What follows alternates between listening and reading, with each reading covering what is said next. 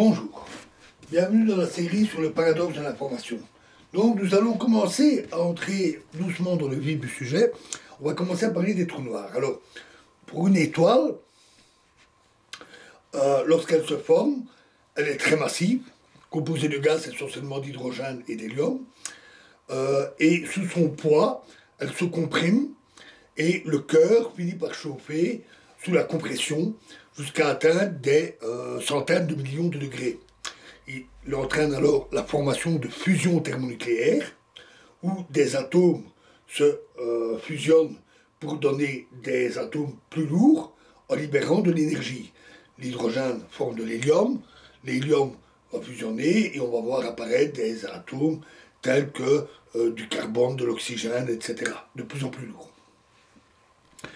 Lorsqu'une étoile très massive, une très grosse étoile, arrive en fin de vie, elle consomme de plus en plus vite le reste de son carburant par fusion thermonucléaire, parce que plus les atomes sont lourds, moins ils produisent d'énergie en fusionnant. Et donc ça s'emballe, ça va de plus en plus vite. Et ce, jusqu'à l'apparition du fer. Alors, le fer n'est pas le plus lourd des atomes, loin de là, mais c'est le plus stable. Et lorsqu'il fusionne, il ne produit pas d'énergie. Et donc, à un moment donné, le cœur de fer se forme, et ça va, la fin est extrêmement rapide, on parle en millième de seconde. Le cœur de fer se forme, et l'étoile s'éteint brusquement.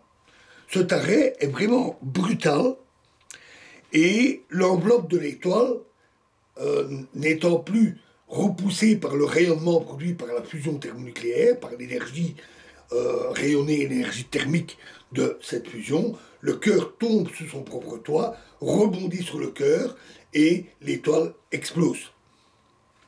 L'enveloppe de l'étoile explose, et formant une supernova. Le cœur de fer, lui, sous le choc, est comprimé à l'extrême. Une étoile, c'est très massif, donc le choc est d'une violence phénoménale. D'ailleurs, l'enveloppe, en explosant, devient aussi lumineuse qu'une galaxie tout entière pendant quelques heures ou quelques jours. Et si le cœur de fer est assez massif, plus sous ce choc, cette compression et son propre poids, plus aucune force de nature nucléaire ou autre n'est capable de l'empêcher de s'effondrer sous son propre poids. Donc la matière s'effondre, et donc le volume de cette masse diminue avec une augmentation correspondante de la gravité, et l'effondrement étant inéluctable, la gravité augmente alors sans limite. Arrivé à un certain stade, la gravité devient tellement forte que rien ne peut s'échapper de l'étoile, même pas la lumière. Alors, on va reparler des propriétés du trou noir qui correspondra à ça. Donc, plus rien de plus ne peut plus s'échapper, et ce stade correspond à la formation de ce qu'on appelle l'horizon des événements. Alors, l'horizon, c'est la surface d'une sphère sous laquelle est passée toute la matière de l'étoile, enfin, du cœur de l'étoile. Et tel qu'aucun signal, aucune particule, aucun rayonnement ne peut en sortir. On parle alors de trou noir. Et l'horizon constitue sa limite. La taille de l'horizon des événements est appelée rayon de Schwarzschild. Et il est strictement proportionnel à la masse de l'étoile, ou plutôt à la masse de son cœur. Une masse 2 fois plus grande, rayon 2 fois plus grand. Notons que sous l'horizon, la matière continue de s'effondrer jusqu'à atteindre une taille infime. Lorsque la taille de l'étoile, de cette matière, atteint des dimensions microscopiques, les lois physiques que nous connaissons ne sont plus valides. Relativité générale et physique quantique, dans cette situation particulièrement extrême, ne sont plus applicables. Il nous manque une théorie capable de traiter sur le même pied la gravitation et la physique quantique.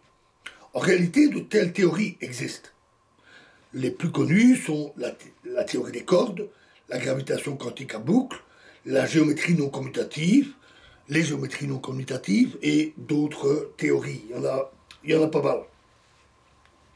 Mais elles ne sont ni arrivées à maturité, ni validées par l'expérience ou l'observation. Donc on ne sait pas laquelle est bonne. Et donc on ne sait pas quel est l'état de la matière dans cette zone ultra hyper comprimée d'une taille microscopique.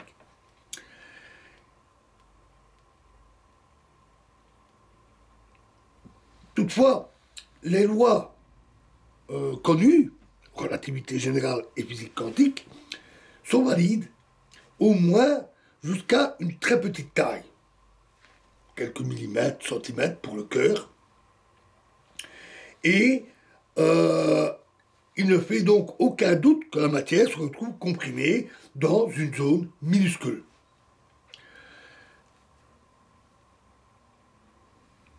Cette zone, pesant des milliards de tonnes, est emportée à une température de milliards de degrés. Notons que le reste du trou noir, c'est-à-dire toute la région entre cette zone minuscule et l'horizon, qui peut faire plusieurs kilomètres de rayon, est alors essentiellement vide. Un trou noir, c'est surtout du vide, en dehors de la matière qui pourrait continuer à tomber dans le trou noir. Le trou noir va continuer à absorber du gaz et tout ce qui peut traîner autour de lui. Cette zone centrale du trou noir est souvent appelée singularité centrale, tout simplement parce qu'on décrit les trous noirs avec la relativité générale, et la relativité générale prédit une telle singularité de taille nulle, zéro, où toutes les grandeurs physiques deviennent infinies. Mais on peut considérer ça comme une idéalisation, une vue de l'esprit, étant donné ce que nous venons d'expliquer ici. En fait, c'est donc une toute petite zone minuscule, tout au cœur du trou noir, dont on ne connaît pas trop les propriétés. Il nous reste à décrire tout le reste, donc tout décrire tout le trou noir, ce vide, son horizon des événements et ses propriétés, vues de l'extérieur, comment se comporte un trou noir. Et c'est là que la relativité générale que nous avons vue va entrer en jeu. Et donc, dans la prochaine vidéo, nous parlerons, pour un trou noir, de la déformation de l'espace-temps. Je vous remercie.